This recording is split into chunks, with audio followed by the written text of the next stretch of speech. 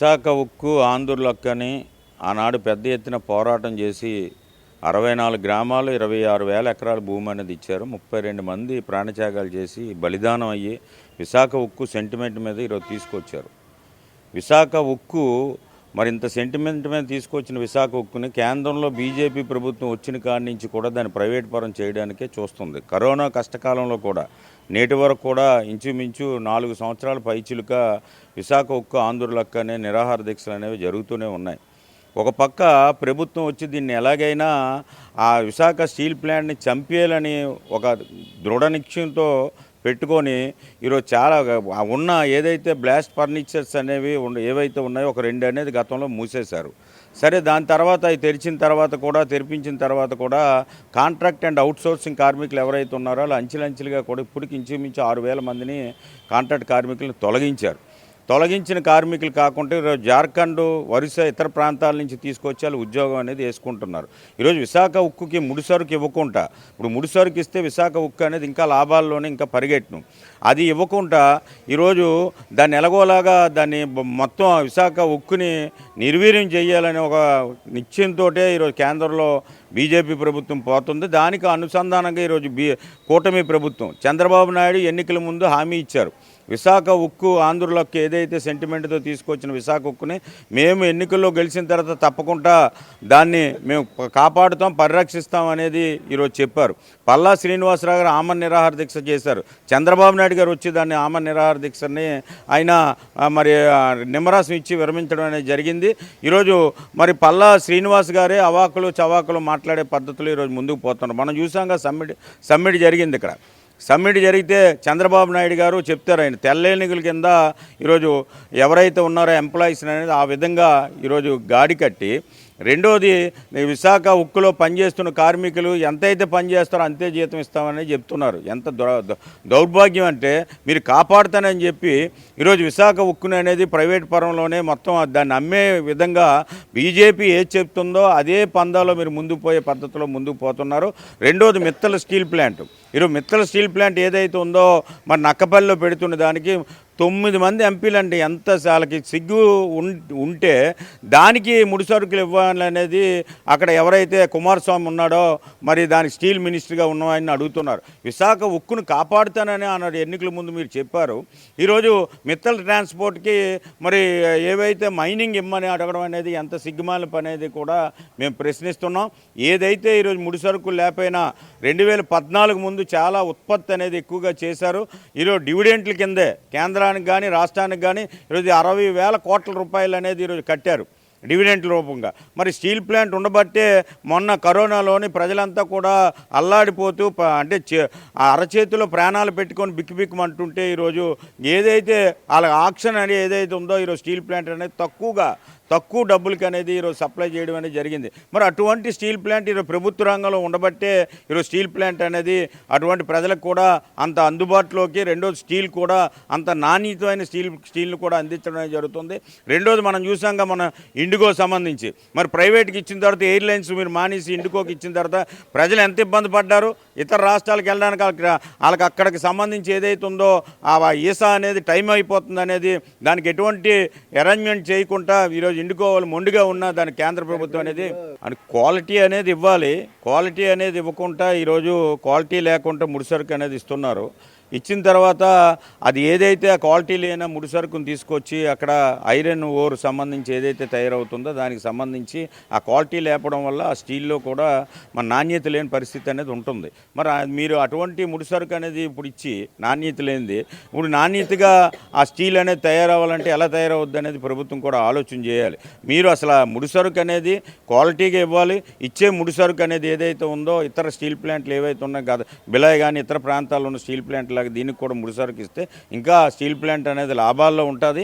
లాభాల్లో ఉండి steel plant అనేది స్టీల్ అనేది ప్రజలకు ఇంకా తక్కువ ధరకి తక్కువ ధరకు అందించడానికి ఉపయోగపడుతుంది. రెండోది, ఈరోజు ఆసియా ఖండంలోనే అసలు పెద్ద స్టీల్ ప్లాంట్, ఇప్పుడు అవుట్ సోర్సింగ్ అని కాంట్రాక్ట్ వర్కర్స్ కానీ ఇటు ఉన్న పర్మనెంట్ వర్కర్లు కానీ ఇంచుమించు 55,000 మంది దాకా ఉద్యోగాలు చేస్తున్నారు. ఇప్పుడు ఆ స్టీల్ ప్లాంట్ ఉండబట్టే విశాఖ నగరం అనేది అభివృద్ధిగా ఉంది. అఫీషియల్గా కూడా ఆ పరిశ్రమ ప్రాంతంలో ఉన్న చిన్న చితక వ్యాపారస్తులు, చిన్న చిన్న షాపులు పెట్టుకున్న వాళ్ళు కూడా ఈరోజు 2 లక్షల మంది దాని మీద ఆధారపడి బ్రతుకుతున్నారు. ఈరోజు స్టీల్ ప్లాంట్ అనేది మీరు పూర్తిగా నిర్వహించే చంపేయడానికి అనే ప్రయత్నం చేస్తే ఈరోజు దాని మీద ఆధారపడిన ప్రజలంతా కూడా రోడ్డు మీద పడతారు. ఈరోజు పారిశ్రామిక ప్రాంతం ఉండబట్టి విశాఖపట్నం అనేది అభివృద్ధి చెందింది. కాబట్టి ఆ పారిశ్రామిక ప్రాంతం ఉన్నదాన్ని ఈరోజు మీరు పూర్తిగా కూడా నిర్వహించే స్టీల్ ప్లాంట్ని ప్రైవేట్ వాడికి ఇచ్చేయడానికి ప్రయత్నాలు అనేవి చేస్తున్నారు. అదానికి ఇచ్చారుగా. ఇప్పుడు గంగవరం పోర్ట్ అనేది అదానికి. అక్కడి నుంచి వస్తున్న ఏదైతే మరి షిప్ మీద వస్తున్న మనం ఏదైతే ఇప్పుడు బొగ్గు ఉందో ఆ బొగ్గును అనేది ఆ స్టీల్ ప్లాంట్కి అందివ్వకుండా దీన్ని ఎలాగైనా చంపేయాలి అనేది ఓ పక్క అదానితోటి దాన్ని ఆపడం కూడా జరిగింది. ఈరోజు 10% అనేది ఉన్నదాన్ని కూడా గత ప్రభుత్వం అనేది అమ్మేసింది పూర్తిగా. ఇప్పుడు ఇంకొక 7 ఏళ్ళు ఆ గంగవరం పోర్ట్ అని వదిలేసి మొత్తం ఆ ఇన్వెస్ట్మెంట్ ఏదైతే ఉందో పూర్తిగా వదిలేసి మన ప్రభుత్వం ఆధీనంలోకి రావాల్సిన దాన్ని కూడా ఇలా 10% అమ్మేసి టోటల్ అంతా కూడా మనకు హక్కు లేకుండా ఈరోజు తీసే పరిస్థితి అనేది ఉంది. కాబట్టి ఏదైనా స్టీల్ ప్లాంట్ అనేది సెంటిమెంట్తో వచ్చింది కాబట్టి అది విశాఖ ఉక్కు ఆంధ్రులకు అనే దాని మీద వచ్చింది కాబట్టి దాన్ని ప్రభుత్వ రంగంలో కొనసాగించాలి. లేకపోతే ప్రజా ఆగ్రహానికి గురవుతారు. మరి ఇప్పుడు ఎలాగ 18 ఏళ్ళు పైచిలకు అవుతుంది కాబట్టి కూటమి ప్రభుత్వం రానున్న నెక్స్ట్ ఎన్నికల్లో ఏవైతే ఉన్నాయో ఇంకొక 2 ఏళ్ళు ఎన్నికలు ఉన్నాయి, 3 ఏళ్ళు ఎన్నికలు ఉన్నాయి. ఆ ఎన్నికల్లో మళ్ళీ ప్రజలు అనేది మీకు బుద్ధి చెప్తారు అనేది విజ్ఞప్తి చేస్తున్నాం. విశాఖపట్నం ఉక్కు కర్మాగారాన్ని నిర్వీర్యం చేయడానికి కేంద్రం అలాగే రాష్ట్ర ప్రభుత్వాలు కంకణం కట్టుకున్నాయి.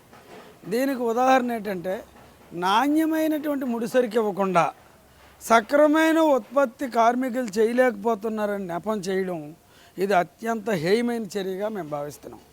ఇది ఎలా ఉందంటే అర్థమైన సామాన్యులకు కూడా అర్థమైన భాషలో చెప్పాలంటే ఇంట్లో ఏమాత్రం బియ్యం లేకుండా ఒక 500 మందికి భోజనం పెట్టలేదని భార్యని కొట్టాడంట. అలాగుంది కేంద్రం రాష్ట్ర ప్రభుత్వాల తీరు. నువ్వు సక్రమైన నాణ్యమైన ముడిసరికి ఇవ్వకుండా నాణ్యమైనటువంటి ఉత్పత్తి స్టీల్ తయారు చేయాలి, ఉత్పత్తి చేయాలంటే ఎలాగొస్తుంది అంటే దీన్ని బట్టి దానికేమో సొంతగానులు ఇవ్వరు, మైనింగ్ క్యాపిటల్ ఇవ్వరు. దాన్ని ఎలా నిర్వీర్యం చేయాలో అలా నిర్వీర్యం చేస్తున్నారు. మన ఎంపీ గారు కానీ మన రాష్ట్ర ముఖ్యమంత్రి కానీ వీళ్ళందరూ ఇక్కడ రాష్ట్ర ప్రభుత్వం చెప్తుంది ఏంటంటే మేము మాత్రమే దీన్ని కాపాడగలుగుతాం అని చెప్పి 30-40 సంస్థలని ప్రైవేట్కి ఒకటి దారాదత్తం చేస్తున్నారు. ఇది ఒక్కటి ఏమాత్రమైనా దీని మీద మీకు చిత్తశుద్ధి ఉంటే గత ప్రభుత్వం చాలా విమర్శలు చేశారు కదా, మీతో పాటు మేము చేసాం. మీ మీద ఆశలు పెట్టుకున్నారు, జనం మిమ్మల్ని నమ్మారు, బీజేపీ టీడీపీ జనసేన కూటమి నమ్మారు. మీరు కూడా హామీ ఇచ్చారు మా ప్రాణం పోయినా మేము ఉక్కుని ప్రైవేట్ పరం చేయమని. అది నిలబెట్టండి. ప్రధానమంత్రి గారు మీరు ఏది చెప్తే అది ప్రధానమంత్రి గారు మీరు కానీ మన పవన్ కళ్యాణ్ గారు కానీ చెప్పింది చెయ్యడానికి ఆయన వేదం. మీరంటే అంత గౌరవం ఆయనకి. ఆయన నిన్ననే చెప్పారు ప్రధానమంత్రి గారు ఆంధ్ర రాష్ట్రం దూసుకుపోతుంది తిరిగి లేదని. ఆయన దగ్గర మీరు పరపతి ఉపయోగించండి. ప్రజలు ఎందుకు మోసం చేస్తారు, కార్మికులు ఎందుకు మోసం చేస్తారు, మిమ్మల్ని నమ్మినటువంటి మీకు అధికారం కట్టుబెట్టినటువంటి ఆంధ్ర రాష్ట్ర ప్రజలను ఎందుకు అన్యాయం చేస్తారు? 26,000 ఎకరాలు, 65 గ్రామాలు, ఎన్నో పోరాటాలు చేస్తే ఇందిరాగాంధీ గారు ఆ రోజు ఇవ్వలేదు. ఆవిడ కూడా సామాన్యంగా ఇవ్వలేదు. 32 మంది బలిదానం అయ్యారు. 52 మంది వామపక్ష ప్రజాప్రతినిధులు తృణప్రాయంగా రాజీనామాలు చేశారు. దీన్ని ప్రభుత్వ రంగంలో సంపాదించుకున్నాం. ఈ సంపాదించిన దాన్ని పాడు చేయకండి. మీ పట్ల ప్రజల్లో గౌరవం పెరుగుద్ది.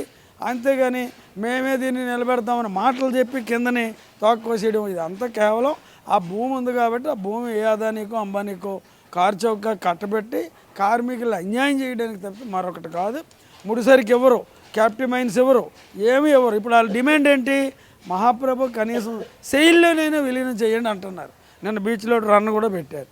కార్మికులు ఆంధ్ర రాష్ట్రంలో ఒక భాగం అనుకొని మీరు న్యాయంగా ఈ ఉక్కు కర్మాగారం ప్రభుత్వ రంగంలో ఉంది కాబట్టి దాన్ని కాపాడడానికి ఏమేమి చర్యలు చేయాలో అవన్నీ చేయాలి తప్పితే మాటలు చెప్పి మేమే దీన్ని రక్షిస్తామని అంటే ఉపయోగం లేదు. ముఖ్యమంత్రి గారు ఆలోచన చేయాలా. ఎవరైనా ప్రశ్న వేస్తే ప్రజాప్రతినిధులు కానీ లేకపోతే విలేకరులు కానీ లేకపోతే రిపోర్టర్లు కానీ మీకేం పని లేదా, తెల్లగురువులాగా మేపాలా అంటున్నారు.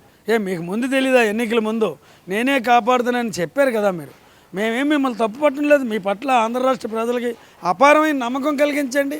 మీరే నిజాయితీ పరులు, మీరే కాదుకోగలరనే నమ్మకం ప్రజలకు కల్పించాలని, తద్వారా ప్రభుత్వ రంగ సంస్థ అయిన విశాఖ ఉక్కు కర్మాగారాన్ని కాపాడాలని ఈ విశాఖపట్నం తరపున మిమ్మల్ని విజ్ఞప్తి చేస్తున్నాం, డిమాండ్ చేస్తున్నాం. అదే సార్ వాళ్ళు ఎత్తుగడ ఉద్దేశం ఏమి లేదు, పొగబెట్టి పొమ్మనుకుంటే పొగబెట్టడం అనమాట.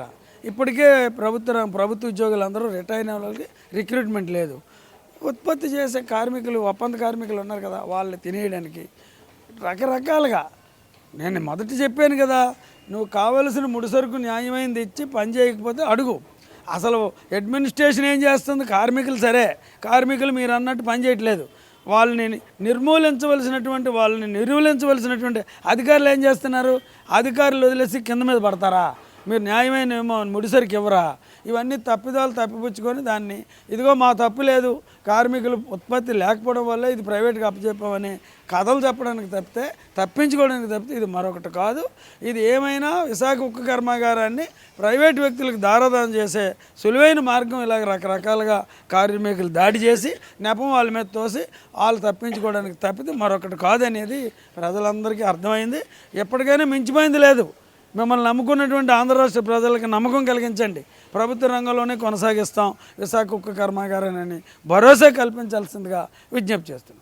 కేంద్రంలో ఉన్న నరేంద్ర మోడీ ప్రభుత్వం, రాష్ట్రంలో ఉన్న చంద్రబాబు నాయుడు ప్రభుత్వం కలిసి స్టీల్ ప్లాంట్ని ఏదో రకంగా ప్రైవేటీకరణ చేసి ప్రైవేటు వ్యక్తి కట్టబెట్టాలనే ఆలోచనతో ఈ రోజుకి కూడా ఉంది. దాదాపు 4 సంవత్సరాల నుంచి కూడా స్టీల్ ప్లాంట్ కార్మిక వర్గం అలాగే రాష్ట్రంలో ఉన్న కార్మికులందరూ కూడా ఐక్యంగా రాష్ట్రంలో ఉన్న భారీ పరిశ్రమగా ఉన్న విశాఖపట్నం స్టీల్ ప్లాంట్ని ప్రైవేటీకరణ కాకుండా కాపాడుకునే ఉద్దేశంతో పోరాటాలు, ఉద్యమాలు అనేది నిర్వహిస్తూ ఉన్నారు. దాదాపు అనేది 26,000 ఎకరాలు అనేది 64 గ్రామ ప్రజలందరూ కూడాను ఈరోజు విశాఖపట్నంలో స్టీల్ ప్లాంట్ అనేది ప్రభుత్వ రంగంలో పెడతామనేసి చెప్పబట్టే ఆ రోజు కంపెనీకి అనేది నిర్వాసితులందరూ కూడాను భూములు అనేది ఇచ్చారు. కానీ నిర్వాసితులకి ఈ రోజుకి కూడా 8,000 ఉద్యోగాలు అనేది ఈ రోజుకి నిర్వాసితులకు ఇవ్వకుండాను ఈ రోజుకి తొక్కు పెట్టడం అనేది జరుగుతూ ఉంది. దాదాపు 40 సంవత్సరాల నుంచి కూడా ఈ పరిశ్రమ అనేది దాదాపు అనేక మ్యాన్ పవర్ తోటి ఈరోజు అనేది కాంట్రాక్ట్ లేబర్ కానీ పర్మనెంట్ కార్మికులు కానీ వీళ్ళందరూ కూడా ఉత్పత్తులోని విపరీతమైన లాభాలు వచ్చే విధంగా ఈరోజు అనేది స్టీల్ ప్లాంట్ అనేది అభివృద్ధి చేసిన విధంగా సంస్థలు అనేది అభివృద్ధి అనేది చేశారు. దాదాపు కేంద్ర ప్రభుత్వానికి కూడా డివిడెంట్ల రూపంలో, అంటే కేంద్ర ప్రభుత్వం అనేది స్టీల్ ప్లాంట్ అనేది ప్రారంభంలో అనేది దాదాపు 5,000 కోట్లు మాత్రమే పెట్టింది. కానీ ఈరోజు అనేది కేంద్ర ప్రభుత్వానికి దాదాపు ఈ 40 సంవత్సరాల కాలంలో దాదాపు 60,000 కోట్ల రూపాయలు అనేది స్టీల్ ప్లాంట్ ఉత్పత్తిని లాభాలు ఆర్జించి ఈరోజు అనేది డివిడెంట్ రూపంలో కేంద్ర ప్రభుత్వానికి ఇచ్చింది. అయినప్పటికీ కూడా కేంద్ర ప్రభుత్వం అనేది ఆంధ్ర రాష్ట్రంలో ఉన్న భారీ పరిశ్రమగా ఉంది. ఇటువంటి పరిశ్రమ అనేది ఆంధ్ర రాష్ట్రంలో వేరే ఒకటి లేదు. అటువంటి పరిశ్రమని ఏదో రకంగా ప్రైవేటీకరణ చేసి ప్రైవేటు వ్యక్తులు కట్టబెట్టాలనే ఒక ఆలోచనతో దుర్మార్గంగా ఈరోజు అనేది వ్యవహరించడం అనేది సాగుతూ ఉంది. దానికి గతంలోనే మేము చెప్పాం. చంద్రబాబు నాయుడు గారు కూడా అలాగే జగన్మోహన్ రెడ్డి ప్రభుత్వం కూడా రాష్ట్రంలో ఉన్న భారీ పరిశ్రమని ఈ పరిశ్రమని కాపాడుకోకపోతే రాష్ట్ర ప్రభుత్వం ఉన్నా ఒకటే లేకపోయినా ఒకటే పరిస్థితుల్లో ఈరోజు అనేది ఉంది. అందువల్ల ఏంటంటే సొంత గనులు కూడా ఈరోజు అనేది ప్రైవేటు వ్యక్తులకి అందరికీ కూడా సొంత గనులు అనేది కేటాయించడం జరిగింది. అలాగే ప్రాణ త్యాగాల ద్వారా సంపాదించుకున్న హక్కు ఎవడ దయాదాక్షిణ్యాల వల్ల పెట్టిన స్టీల్ ప్లాంట్ అనేది కానే కాదనేసి ఈరోజు సందర్భంగా మనం చెప్తా ఉన్నాం. పోరాటాలు, ఉద్యమాల ద్వారా ఈరోజు అనేది ఆంధ్ర రాష్ట్రంలో ఉన్న దాదాపు కమ్యూనిస్టు పార్టీలు ఉన్న ఎమ్మెల్యేలు కానీ ఎంపీలు కానీ ఆ రోజు అనేది ప్రజాప్రతినిధులు అందరూ కూడాను పదవులంది త్యాగం చేసి ఆ రోజు స్టీల్ ప్లాంట్ అనేది మనం స్థాపనకు అనేది స్థాపించుకున్నాము. ఆ విధంగా ఇప్పుడు వరకు కూడా రన్ అవుతుంది. ఈరోజు అనేది ప్రైవేటు వ్యక్తి కట్టబెట్టాలనేది, అంటే ప్రైవేటు వ్యక్తి అంటే ఒక వ్యక్తి దయాదాక్షిణ్యంలో ఈరోజు అనేది ఉంటుంది. ఈరోజు అనేది ఇండికో విమానాలన్నీ కూడాను ఒక ప్రైవేటు వ్యక్తి అండర్లో ఉండబట్టి విమానాలన్నీ కూడాను దాదాపు 70% విమానాలన్నీ కూడాను నా అండర్లో ఉన్నాయి, ఇండికా అండర్లో ఉన్నాయి. నేను ఈ విమానాలన్నీ తిప్పను అనేసి ఒక నిర్ణయం తీసుకొని దేశంలో ఉన్న ప్రయాణికులకి అందరికీ కూడా ఒక అసౌకర్యం అనేది కల్పించడం అనేది చేశారంటే ప్రైవేటు వ్యక్తికి ఎప్పుడైనా సరే ఒక పరిశ్రమ అనేది ఆడి చేతిలో ఉంటే ఇదిగా దాపరించడం అనేది జరుగుతుంది. దుర్మార్గాలు కూడా జరుగుతాయి. అందువల్ల ఏంటంటే ప్రభుత్వ రంగ సంస్థగానే ఈరోజు విశాఖపట్నం స్టీల్ ప్లాంట్ ఉండాలనేసి మేము కోరుతూ ఉన్నాం. రెండో పక్క అనేది కార్మికుల్ని ఉత్పత్తి అనేది భాగస్వాములు చేయాలి. అలాగే మ్యాన్ పవర్ని పెంచాలంటే ఉన్నోళ్ళని కూడా తొలగించడం అనేది ఈరోజు అనేది చేస్తూ ఉన్నారు. దాదాపు కాంట్రాక్ట్ లేబర్ని 4,000 మంది కాంట్రాక్ట్ లేబర్ని కూడా తొలగించడం అనేది చేశారు. దాంతోపాటు పర్మనెంట్ ఎంప్లాయీస్ అందరినీ కూడాను దాదాపు 2000 మంది పర్మనెంట్ ఎంప్లాయీస్ని కూడా ఈరోజు అనేది విఆర్ఎస్ పేరుతో వాళ్ళకి ఇంటికి పంపించేస్తున్నారు. అలాగే స్టీల్ ప్లాంట్ పెట్టకపోయినప్పటికీ కూడా మిత్తల్ స్టీల్ ప్లాంట్ అనేది సొంత గనులు కేటాయించాలని రాష్ట్ర ప్రభుత్వం మంత్రులందరికీ కూడా క్యూ కట్టి ఈరోజు అనేది కేంద్ర ప్రభుత్వాన్ని డిమాండ్ చేస్తున్నారు. కానీ ఉన్న పరిశ్రమని రక్షించుకోవడానికి ఈ ఏమాత్రం తాపత్రయం చేయట్లేదు. ఈ రోజుకి కూడాను మాయ మాటలతోటి మబ్బి మాటలతోటి రాష్ట్ర ప్రభుత్వం కూడా ఈ రోజుకి ప్లాంట్ ప్రభుత్వ రంగంలో ఉంటుందనేసి ప్రజలను నమ్మించడానికి అనేక వాగ్దానాలు చేస్తున్నారు. కానీ అది సరైనది కాదు. ఏదైనా సరే ప్రైవేటు వ్యక్తికి కట్టబెట్టాలని చూస్తున్నారు. మిత్తన స్టీల్ ప్లాంట్కి ఏదైతే సొంత గనులు కేటాయించాలని అడుగుతున్నారో అదేవిధంగా ఇప్పుడున్న స్టీల్ ప్లాంట్ని కూడా ప్రభుత్వ రంగంలో ఉంచాలనుకుంటే ఖచ్చితంగా దీనికి కూడా సొంత గనులు కేటాయించాలని మేము డిమాండ్ అని చేస్తున్నాం. అలాగే జీతంతో అంటే ఉత్పత్తితో కూడిన జీతం అనేది ఈరోజు చెల్లిస్తామనేసి కార్మికులకు అందరికి చెప్తున్నారు. అది ఎంత దౌర్భాగ్యమైన విషయం అనేది.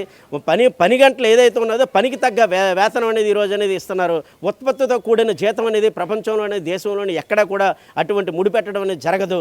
అందువల్ల ఏంటంటే కార్మికులకి అందరికీ సక్రమంగా జీతభత్యాలు ఇవ్వాలి, ప్రభుత్వ రంగంలోనే అది ఉండేటట్టు చేయాలి. అలాగే కార్మికులకి అందరికీ కూడాను అన్ని సౌకర్యాలు కల్పించాలి. ప్రభుత్వం ప్లాంట్కి సొంత గనులు కేటాయించాలి, నిర్వాసితులందరికీ ఉద్యోగ అవకాశాలు కల్పించాలనేసి మేము చెబుతూ ఉన్నాం. అలాగే ముడిసరుకు కూడా ఈరోజు అనేది ముడిసరుకు ఖచ్చితంగా వాళ్ళకి అనేది సరఫరాని చేయాలి. ముడిసరుకులే లేకపోతే ఉత్పత్తి అనేది కార్మికులు చేయమంటే ఏ విధంగా చేస్తారు? అందువల్ల ఏంటంటే ముడిసరుకు కూడా ఖచ్చితంగా వాళ్ళకి అందుబాటులో ఉంచాలి. నీరు కానీ కరెంటు కానీ ముడిసరుకు కానీ అన్నీ కూడాను ఇచ్చి ఆ విధంగా ఉత్పత్తి అనేది చేయడానికి అనేది కార్మికులందరూ సిద్ధంగా ఉన్నారు. రాష్ట్ర ప్రభుత్వం అనేది ఇప్పటికైనా చిత్తశుద్ధితోటి ఈ ప్లాంట్ను రక్షించుకోవడానికి మీరు చూడాలి. లేకపోతే మాత్రం చరిత్రలోని మీరు చరిత్రహీనుగా రాష్ట్రంలోని చరిత్రహీనులుగా మిగిలిపోవడం అనేది ఖాయమని ఈ సందర్భంగా మేము తెలియజేస్తా ఉన్నాం. అందువల్ల ఏంటంటే సొంత గనులు కేటాయించి ప్రభుత్వ రంగ పరిశ్రమగా విశాఖపట్నం స్టీల్ ప్లాంట్ అనేది కాపాడాలనేసి మేము డిమాండ్ చేస్తూ ఉన్నాం. నా పేరు ఎంఏ బేగం, ఆంధ్రప్రదేశ్ మహిళా సమాఖ్య జిల్లా ప్రధాన కార్యదర్శిని.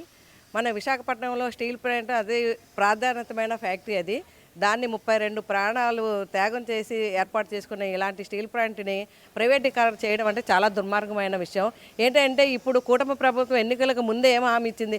జగన్మోహన్ రెడ్డి గారు అమ్మేస్తున్నారు, మోడీ గారు అమ్మేస్తారు, నేను వస్తే నాకు ఓట్లేసి గెలిపించండి, నేను వస్తే మాత్రం కంపల్సరీగా స్టీల్ ప్లాంట్ ప్రైవేటీకరణ ఆపి నేను ప్రభుత్వ రంగంలోనే కొనసాగేటట్టు చేస్తానని కూటమి ప్రభుత్వం చెప్పడం అనేది జరిగింది. పవన్ కళ్యాణ్ దానికి కూడా మీరు అందరూ స్టీల్ ప్లాంట్ వాళ్ళకు ఒక సవాల్గా ఇసిరారు. ఏంటంటే స్టీల్ ప్లాంట్ వాళ్ళు మీరు నిలబడరా, నేను మాత్రం స్టీల్ ప్లాంట్ ప్రైవేటీకరణ ఆగకుండా చేయడానికి నేను నిరంతరం కృషి చేసి నిలబడతాను, మీరు కూడా నిలబడగలరా అని ఒక ప్రశ్న విసిరారు. ఇప్పుడు ఆ ప్రశ్నకు సమాధానం చెప్పవలసిన జవాబు ఆయన దగ్గర ఉండాలి. ఎందుకంటే ఆయన ఆ రోజు చెప్పారు స్టీల్ ప్లాంట్ని ప్రైవేటీకరణ ఆపుతాను నేను వస్తాయనేసి. ఇప్పుడు ఆయన అధికారంలోకి వచ్చి 2 సంవత్సరాలు అవుతుంది. వచ్చినప్పటికి కూడా స్టీల్ ప్లాంట్ కోసం ఏమీ మాట్లాడకుండా నిమ్మకు నీరు ఎత్తినట్లు కూర్చోవడం చాలా దుర్మార్గమైన విషయం. ఏంటంటే స్టీల్ ప్లాంట్లో చాలామంది భూములు ఇచ్చి స్టీల్ ప్లాంట్ని ప్రభుత్వ రంగంలో కొనసాగించడం కోసం చాలామంది విపరీతమైన ప్రాణత్యాగాలు చేసి స్టీల్ ప్లాంట్ని ఏర్పాటు చేసుకుంటే అలాంటి స్టీల్ ప్లాంట్ని ఇప్పుడు ప్రైవేటీకరణ చేయడం అనేది చాలా దుర్మార్గమైన విషయం. మీరు ముడి సరుకులు లేవు, అది లేదు, ఇది లేదు, అది నష్టాల్లో జరుగుతుంది అన్నది చాలా బొల్లి మాటలు. మీరు అబద్ధాలు ఆడుతున్నారు. మీరు దానికి నిధులుగానే ఏర్పాటు చేసినట్టుగా స్టీల్ ప్లాంట్ ఈరోజు నష్టాల్లో ఎందుకు ఉంటుందని ప్రజలకు మేము ప్రశ్నిస్తూ ఉన్నాము. మీరు స్టీల్ ప్లాంట్కి కావాల్సినవన్నీ ముడి సరుకులు అందజేయకుండా నష్టాల్లో ఉంటుందని కూడా చెప్పడం కూడా చాలా దుర్మార్గమైన విషయం. కాబట్టి వెంటనే మీరు స్టీల్ ప్లాంట్ ఆదుకునే విధంగా ఉండాలి. వెంటనే ముడి సరుకులు వాళ్ళకి కావాలనే ఏర్పాట్లన్నీ చేసి దానికి అదనంగా నిధులు ఏర్పాటు చేయాలని ఆంధ్రప్రదేశ్ మహిళా సమాఖ్య సిపిఐగా మేము డిమాండ్ చేస్తాం. అంటే క్వాలిటీ ఇవ్వాలి. లేకుంటే అక్కడ విశాఖపట్నంలో చాలా చోట్ల స్టీల్ ప్లాంట్ ఉన్నప్పటికంటే మన విశాఖపట్నంలో నాణ్యతమైన సరుకు ఏర్పడుతుంది కాబట్టి ఇక్కడ నాణ్యత అని అందరూ దీని మీద పడుతున్నారు. కాబట్టి అలాంటి దానికి మీరు ఉత్పత్తులు చేయకుండా దానికి నిధులు ఏర్పాటు చేయకుండా దీన్ని నష్టాల్లో ఉన్నది అని చూపించడం మాత్రం చాలా దుర్మార్గమైన విషయం. ఈ దేశ ఆర్థిక రంగానికి వెనుముకగా ఉన్నటువంటి సంస్థలు ఏవైనా ఉన్నాయంటే అది ప్రభుత్వ రంగ సంస్థలు. ఈ ప్రభుత్వ రంగ సంస్థల్ని గతంలో ఉన్నటువంటి ప్రభుత్వాలు, పాలకవర్గాలు ఎన్నో పరిశ్రమలు స్థాపించారు. అటు నెహ్రూ మొదలుకొని ఇక్కడ మన్మోహన్ సింగ్ వరకు కూడా ఏవో ఒక ప్రభుత్వ రంగ పరిశ్రమల్లో వాళ్ళ టెన్యూర్లో స్థాపించినటువంటి దాఖలాలు ఉన్నాయి. కానీ ప్రధానమంత్రిగా బాధ్యతలు చేపట్టిన నరేంద్ర మోడీ వచ్చిన తర్వాత ఈ దేశంలో ఉన్న ప్రభుత్వ రంగ సంస్థల పరిశ్రమలన్నీ కూడా కార్పొరేట్ సెక్టర్కి అప్పచెప్పడం, లేకపోతే ప్రైవేట్ వాళ్ళకి అప్పచెప్పడం తప్ప ప్రభుత్వ రంగ పరిశ్రమను కూడా స్థాపించినటువంటి దాఖలాలు అయితే లేవు.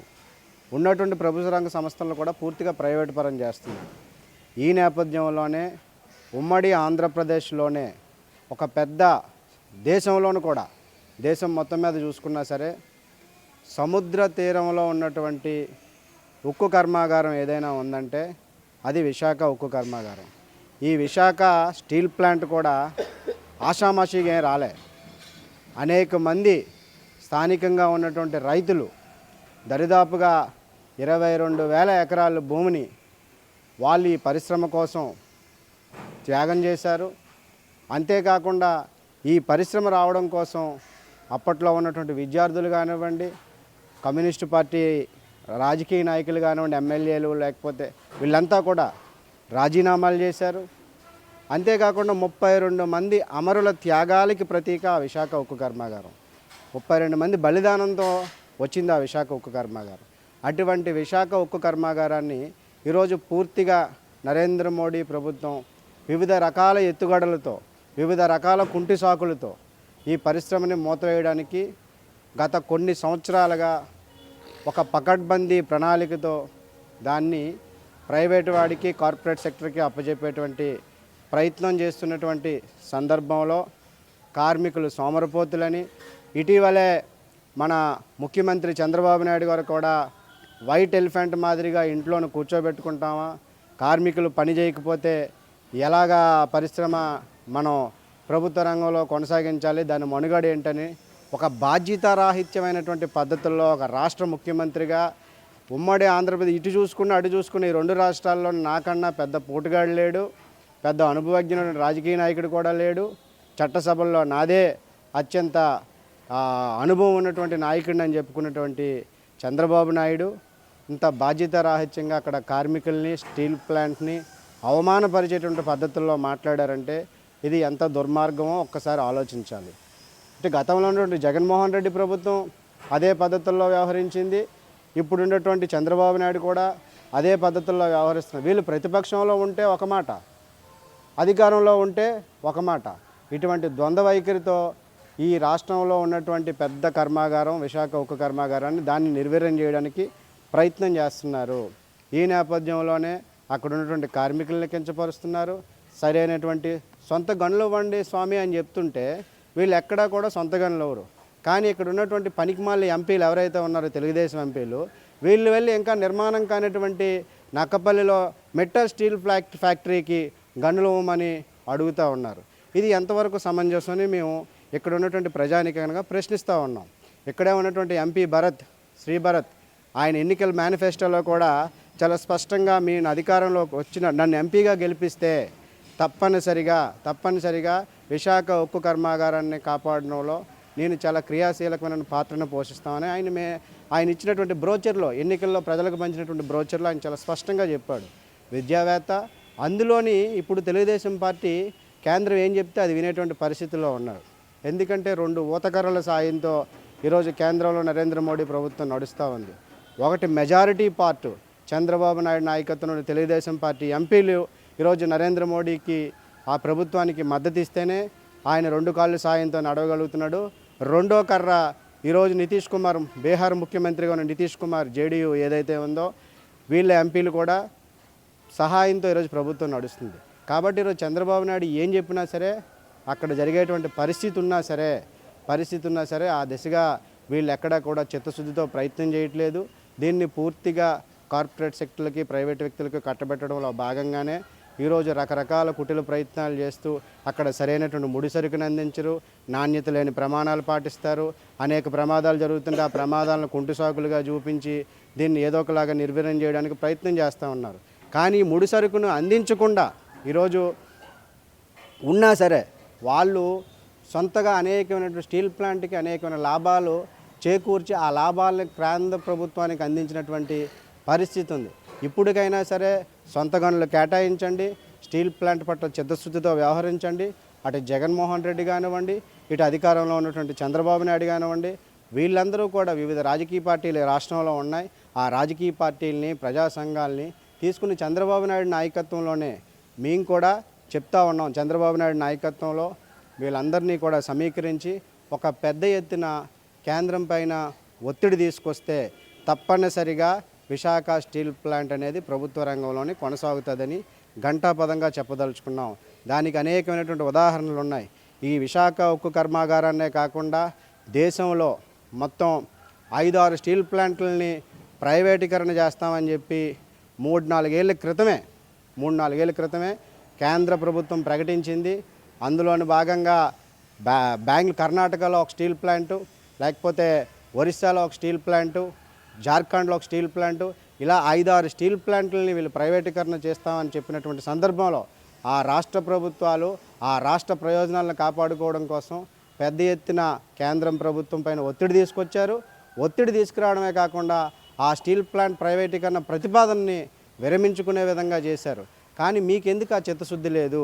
ఈ రాష్ట్ర ప్రజలన్నా మీకు చులకన భావన, లేకపోతే మీరు అసలు మీ ఆలోచన విధానం ఏంటో ఈ రాష్ట్ర ప్రజలకు చెప్పవలసినటువంటి ఆవశ్యకత ఉంది. మీరు ఎన్నికలకు ముందు కూడా ఇటువంటి వాగ్దానాలు చేసి అధికారంలోకి వచ్చారు కాబట్టి ఒక్కసారి ఆలోచన చేయాలి. అంతేకాకుండా తెలుగుదేశం ప్రభుత్వానికి ఇప్పుడు ఈ తెలుగుదేశం రాష్ట్ర అధ్యక్షుడిగా ఉన్నటువంటి పల్లా శ్రీనివాసరావు గారు కూడా అక్కడే ఉన్నటువంటి గాజువాక నియోజకవర్గం, ఆ నియోజకవర్గ పరిధిలో ఉన్నటువంటి విశాఖ ఉక్కు కర్మాగారం గతంలో ఆయన నిరాహార దీక్ష చేపట్టాడు. విశాఖ స్టీల్ ప్లాంట్కు ప్రైవేటీకరణకు వ్యతిరేకంగా దానికి చంద్రబాబు నాయుడు వచ్చాడు, నిమ్మరసం ఇచ్చాడు. విశాఖ స్టీల్ ప్లాంట్ని కాపాడుకోవడంలో ముందుండి పోరాడతామని చెప్పారు.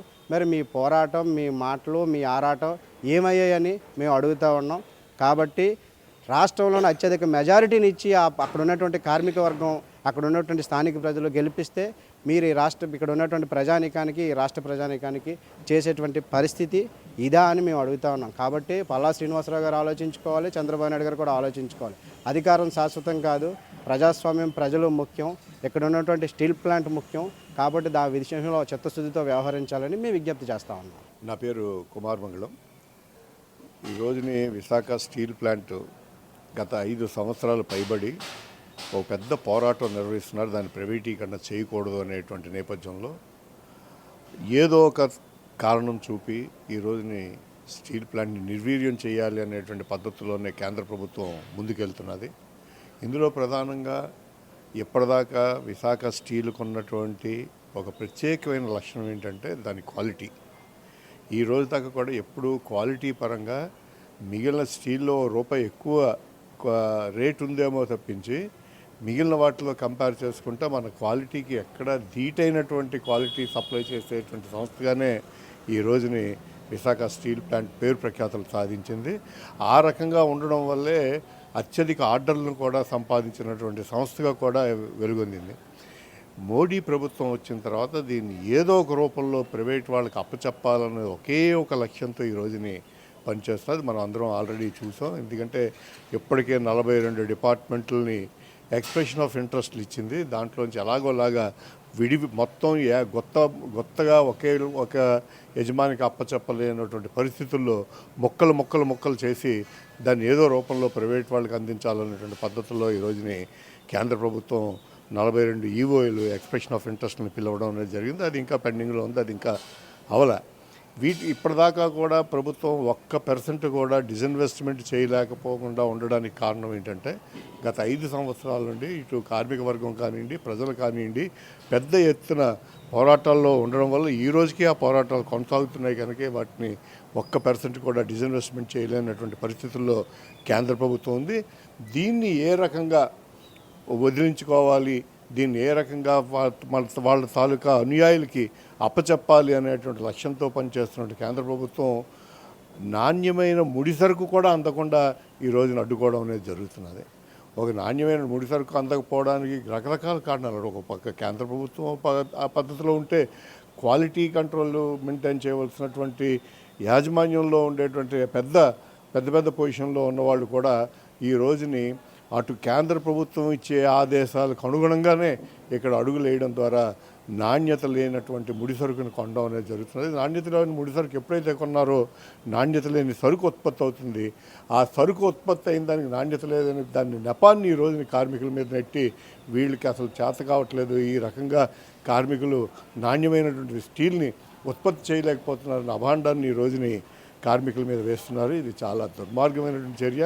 అంటే ఏ రూపంలోనైనా దీన్ని పూర్తి స్థాయిలో ప్రజల మధ్యలో దీన్ని బదనాం చేయాలి, ఎటువంటి పరిస్థితుల్లోనే దీన్ని ముందుకు వెళ్ళకూడదు, ఏదో రూపంలో ప్రైవేట్ పరం చేయాలని ఏకైక లక్ష్యంతో పనిచేస్తున్నటువంటి కేంద్ర ప్రభుత్వం కంపల్సరిగా ఇటువంటి విధానాలను విడనాడి కంపల్సరీగా దీన్ని ప్రభుత్వ రంగంగా కొనసాగించాలి.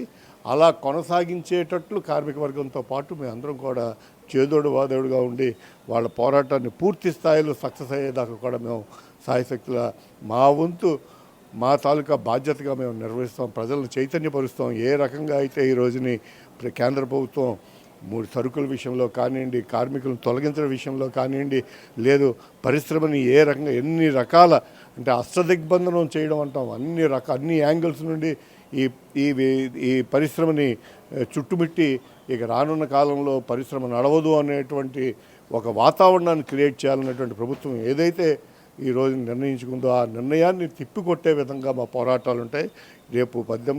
రేపు డిసెంబర్ 31 నుండి జనవరి 4 వరకు జరిగేటటువంటి మా ఆల్ ఇండియా మహాసభల్లో కూడా దీని మీద ఒక తీర్మానమే కాకుండా రానున్న కాలంలో దేశవ్యాప్తంగా కూడా ఒక పోరాట ఇది తీసుకునే విధంగా మేము ముందుకెళ్తామని చెప్పి తెలియజేస్తున్నాం. వైజాగ్ స్టీల్ ప్లాంట్కి గవర్నమెంట్ ముడిసరుకు అనేది కేటాయించడం లేదు.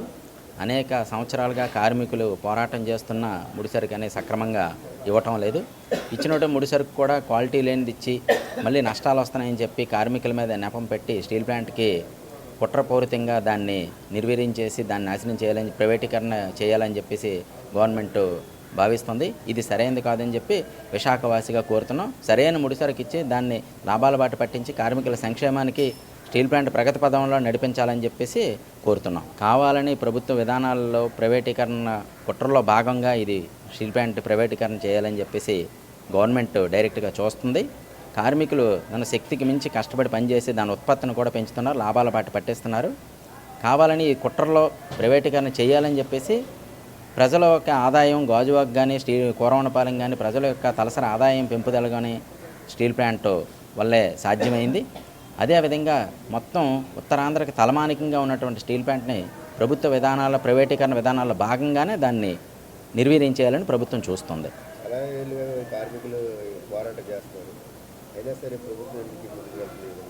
అనేక రకాలుగా అనేక సంవత్సరాలు బట్టి గత 4 సంవత్సరాలు బట్టి స్టీల్ ప్లాంట్ని నిర్విరామంగా నిరాహార దీక్షలు కానివ్వండి, ధర్నాలు కానివ్వండి, పెద్ద పెద్ద లీడర్లను తీసుకొచ్చి స్టీల్ ప్లాంట్ ప్రైవేటీకరణ కాకుండా కార్మికులు అనేక పోరాటాలు చేస్తున్నారు.